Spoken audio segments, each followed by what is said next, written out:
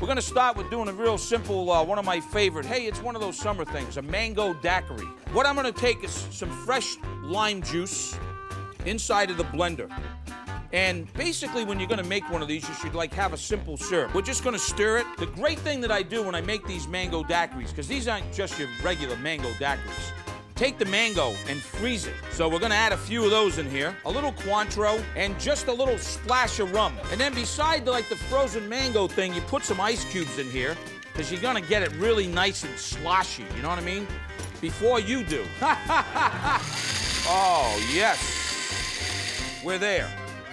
Nice color. Now, here's what we're gonna do. We're gonna take a little lime like this, dip that right in here, and then we'll have a little Mango Daiquiri.